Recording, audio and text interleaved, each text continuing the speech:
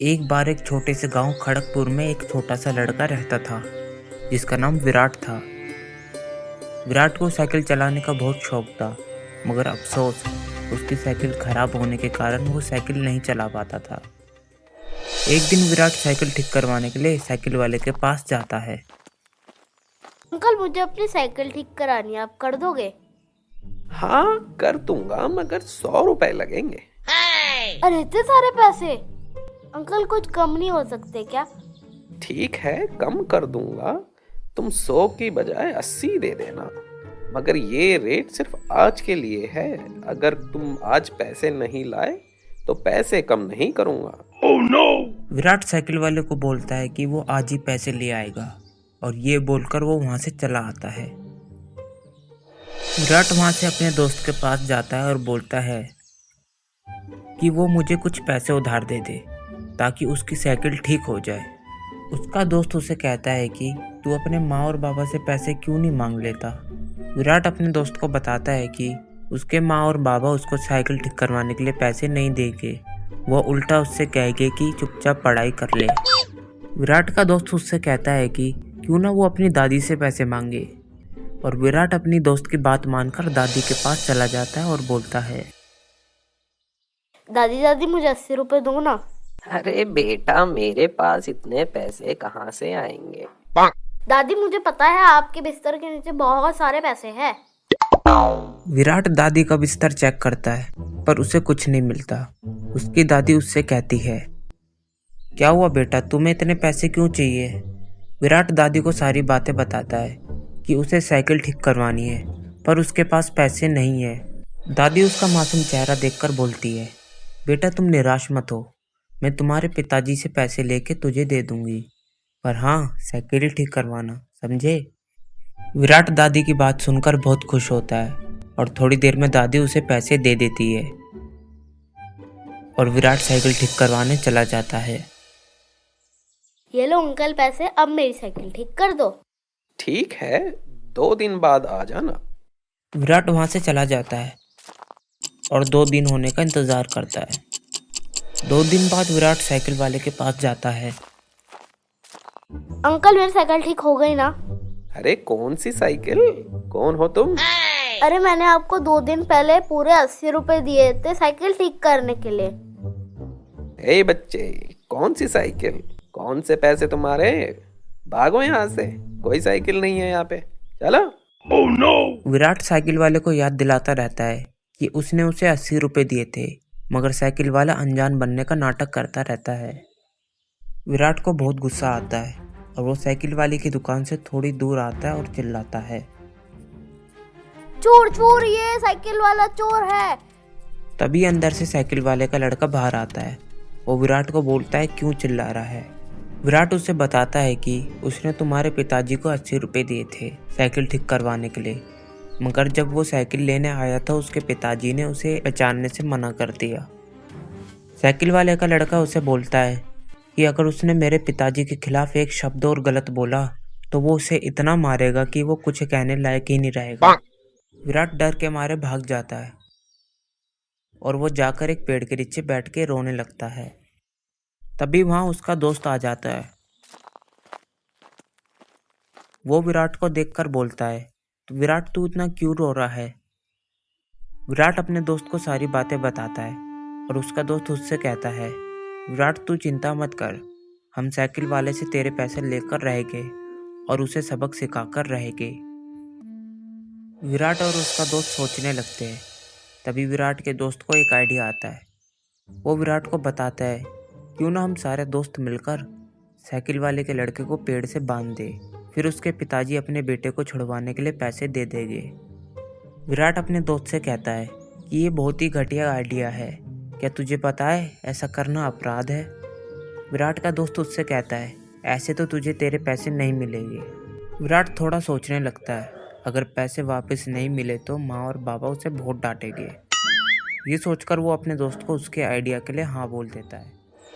अगले दिन विराट और उसका दोस्त साइकिल वाले के घर जाते हैं। विराट का दोस्त उसे थोड़ी दूर रुकने के लिए बोलता है और वो साइकिल वाले के पास जाता है। साइकिल वाले का बेटा बाहर ही खड़ा होता है।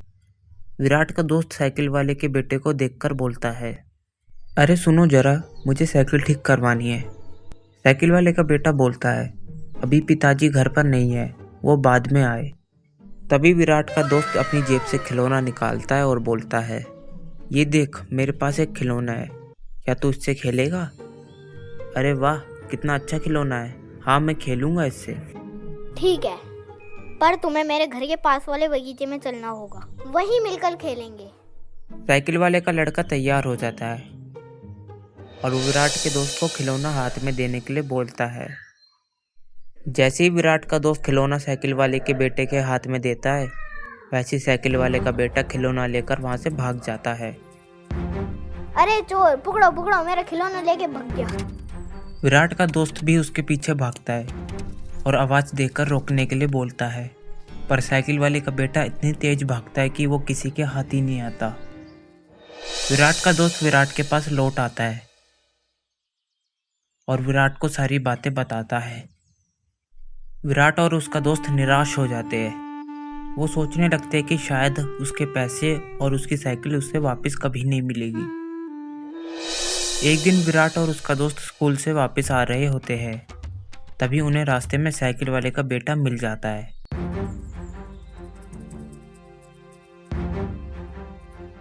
तभी विराट और उसका दोस्त साइकिल वाले के लड़के को पकड़ लेते हैं और ले जाकर एक पेड़ से बांध देते हैं और कहते हैं, भाग के दिखा बच्चू, उस दिन तो बहुत बोल रहा था। जब तक तेरे पिताजी मेरे पैसे और मेरी साइकिल वापस नहीं करते, जब तक मैं तुझे नहीं छोड़ूंगा। Oh no! विराट अपने दोस्त से बोलता है, अब हम इसके पिताजी को कैसे खबर दें? चल इसके पिताजी से जाकर कहते हैं कि अपना बेटा चाहिए तो हमारे पैसे और साइकिल दोनों वापस करे। अबे बेवकूफ, ऐसे सामने से बोलने जाएगा तो तुम्हें वो पुलिस के हवाले कर देगा। तू मेरी सुन, मेरे पास एक तरकीब है। विराट और उसका दोस्त साइकिल वाले को एक चिट्ठी लिखते हैं, तुम्हारा बेटा हमारे कब्जे में है, अगर उसकी सलामती चाहते हो तो जिस बच्चे के तुमने साइकिल और 80 रुपये धोखे से अपनी जेब में रख ली है, उसे लेकर मंदिर के पीछे आ जाना, और खबरदार अगर किसी को बताया तो। ऐसा लिख के वो चिट्ठी साइकिल वाले के घर में फेंक देते हैं। थोड़ी देर बाद जब साइकिल वाला अपने घर आता है और घर में चिट्ठी पड़ी हुई देखता है, साइकिल वाला चिट्ठी पढ़कर घबरा जाता है। चिट्ठी के अनुसार वो 80 रुपये और साइकिल लेकर मंदिर के पीछे चला जाता है। विराट और उसका दोस्त वहीं पर इंतजार कर रहे होते हैं। अरे तुम तो वो साइकिल वाले बच्चे हो ना? वाह, तुमने अब तो मुझे बहुत जल्दी पहचान लिया। मेरे पैसे और मेरी साइकिल वापस दो, वरना मेरा दोस्त तुम्हारे लड़के को नदी में फेंक देगा। अरे अरे, ऐसा नहीं करना, मैं तुम्हारे पैसे साइकिल दोनों लेकर आया हूँ। अब आई ना अकल तुम्हें, पहले ही अगर तुम मेरी साइकिल ठीक कर देते। तभी दादी उसको बोलती है, अरे क्या नींद में बड़बड़ा रहा है विराट, उठ जा, सुबह हो गई है। विराट की एकदम से आंख खुल जाती है। क्या कोई सपना देख रहा था विराट? हाँ दादी। तभी विराट दादी को सारी बातें बताता है। दादी विराट को समझाती है कि जो तरीका उसने और उसके दोस्त ने अपनाया है वो सही नहीं है, तुम्हें इस बारे में सबसे पहले अपने घर में बताना चाहिए था। विराट बोलता है कि उसने घर वालों की डांट पड़ने के डर से नहीं बताया। तभी दादी बोलती है, घर वालों की डांट एक जुल्म के रास्ते को अपनाने से बेहतर रास्ता है। दादी और विराट के बाबा अगले दिन साइकिल वाले के पास जाते हैं और साइकिल वाले से बात करते हैं। साइकिल वाला उनके आगे भी अनजान बनने का नाटक करता है। तभी विराट के बाबा अपना फ़ोन निकालते हैं और पुलिस को फ़ोन लगाते हैं। पुलिस को फ़ोन लगाता देख साइकिल वाला डर जाता है और वो अपनी गलती मान लेता है और विराट की साइकिल ठीक करके उन्हें वापस कर देता है। विराट के बाबा साइकिल वाले को बोलते हैं, अगर दोबारा ऐसा किसी के साथ किया तो तुम्हारी शिकायत मैं पुलिस को दूंगा।